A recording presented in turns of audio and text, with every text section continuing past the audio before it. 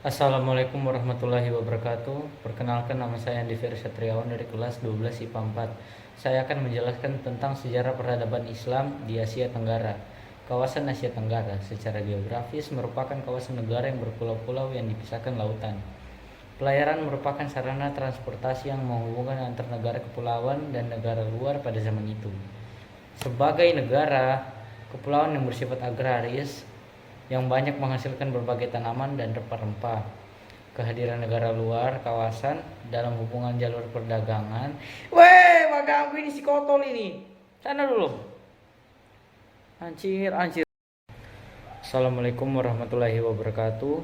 Perkenalkan, nama saya Andi Ferry Satriawan dari kelas 12 IPA 4. Saya akan menjelaskan tentang sejarah peradaban Islam di Asia Tenggara. Kawasan Asia Tenggara secara geografis merupakan kawasan negara yang berpulau-pulau yang dipisahkan lautan. Pelayaran merupakan sarana transportasi yang menghubungkan antar negara kepulauan dan negara luar pada zaman itu. Sebagai negara kepulauan yang bersifat agraris, yang banyak menghasilkan berbagai tanaman dan rempah-rempah.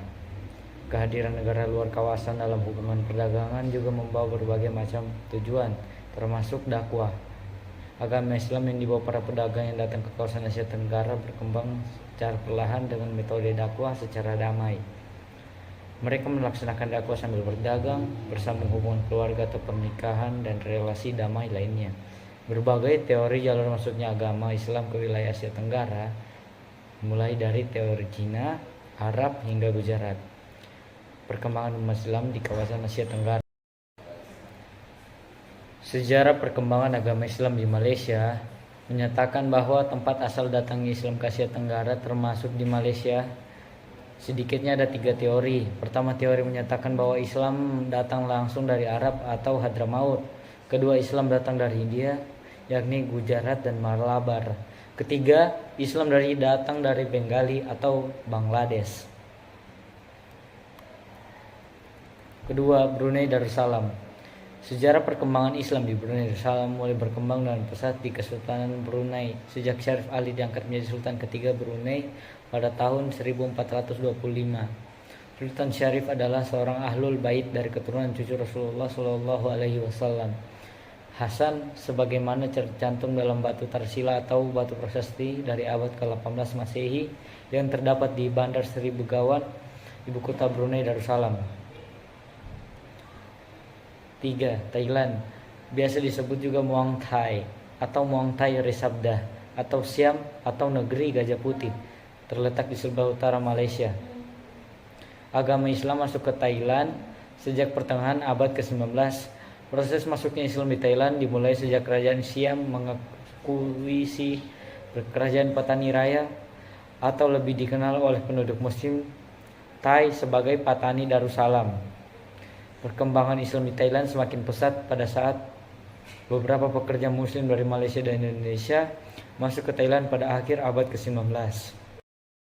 Filipina. Setelah Filipina merdeka pada 1946, di mana Pulau Mindanao dan Sulu dijadikan sebagian dari Republik Filipina, hubungan antara Muslim Filipina dan negara Timur Tengah semakin kuat. Hubungan ini ditandai dengan penerimaan para pelajar Mindanao ke Universitas Al-Azhar dan banyaknya beasiswa yang disediakan oleh negara-negara. 5. Vietnam. Para ahli sejarah berpendapat tentang penentuan tahun masuknya Islam ke Vietnam. Namun mereka sepakat bahwa Islam telah sampai ke tempat ini pada abad ke-10 dan 11 Masehi melalui India, Persia dan pedagang Arab, dan menyebar antara masyarakat Cham.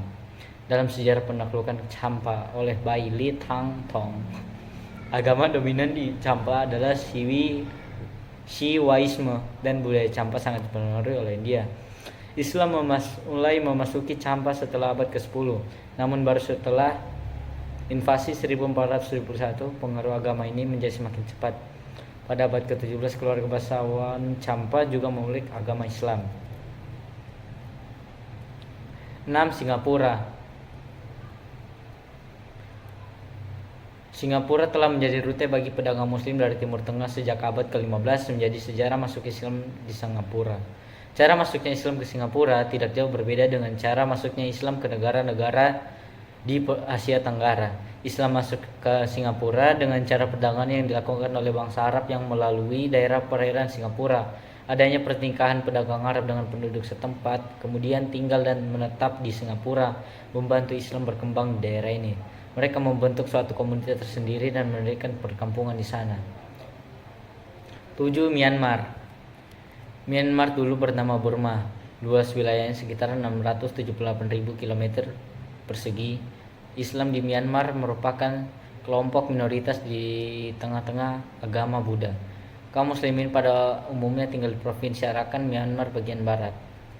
Islam telah masuk ke Myanmar melalui dakwah, tapi belum tersebar luas walau tersebar ke jumlah wilayah seperti Arakan. Islam sampai ke Myanmar melalui jalur perdagangan dan dakwah. Kala itu wilayah tersebut masih disebut Burmanja. Masyarakat Islam di Myanmar bermula dari kaum muslimin di Arakan yang berasal dari suku Rohingya. Mereka membentuk organisasi solidaritas Rohingya dengan presidennya Muhammad Yunus. Organisasi solidaritas Rohingya pernah meminta kepada organisasi konferensi Islam atau OKI untuk menekan pemerintah Myanmar agar menghormati hak-hak minoritas muslim sebagaimana yang dilakukan OKI terhadap pemerintah Bulgaria. Sekian dari saya akhiri. Apabila ada kesalahan dan kekurangan mohon dimaafkan. Wabillahi taufik wal hidayah. Wassalamualaikum warahmatullahi wabarakatuh.